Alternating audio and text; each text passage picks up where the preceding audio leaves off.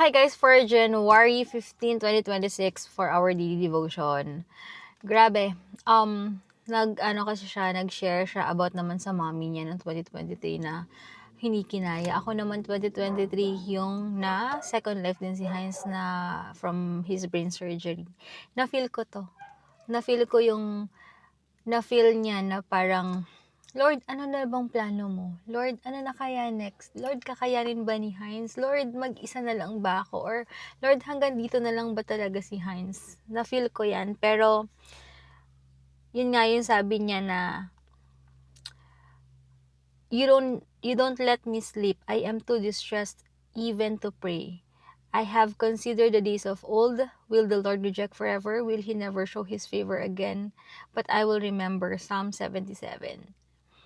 Na talagang masasabi natin na alam ni Lord lahat. God is in control. Which is kasi ako naman, although grabe rin yung faith ko, pero hindi pa naman kasi ganun katulad ngayon na talagang kada may problema, kada may mag-remind sa akin o magpapanik attack ako, guys. Nire-review ko agad, kaya ko siya. Pero itong 2023, hindi eh. Iyak ako ng iyak, sobrang nag-worry ako and all, mga ganyan. Iba eh. Pero ngayon, na-realize ko nga na buti na lang din nangyari rin yun. Kasi kung hindi, siguro hindi ako ganito ngayon. Hindi ako ganun ka-passionate, ka-dedicated sa ginagawa ko for God.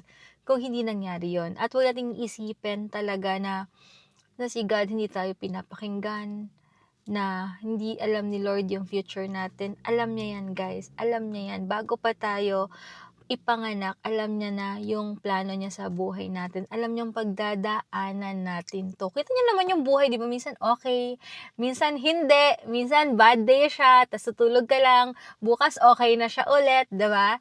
Ganun lang naman yung buhay eh. Tapos wala na, tapos na-overcome mo na.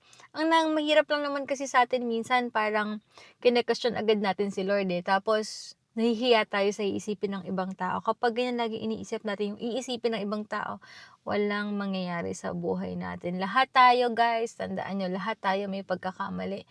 Yung iba lang hindi nabubulgar. So, huwag nyo isipin na wala si God. At nakalagay dito, prayer.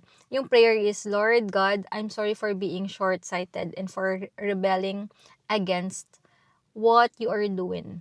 Please forgive me. Help me to remember how good you have been, and because of that, I can trust that nothing you do will ever be meant to harm me. Nakalagay ito is faith step.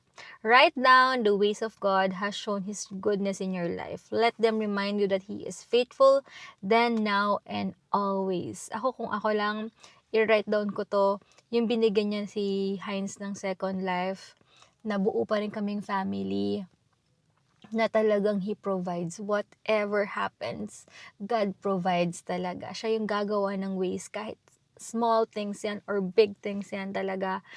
Si Lord ang gagawa ng paraan. At siya ang gagawa ng paraan para ipakilala yung mga taong makakatulong sa'yo ma-survive mo tong journey na to. So, yun lang, guys. And I pray na mag-start din kayo ng daily devotion nyo na si God muna yung maalala natin sa araw-araw bago ang kung ano-ano, guys. So, yun lang po.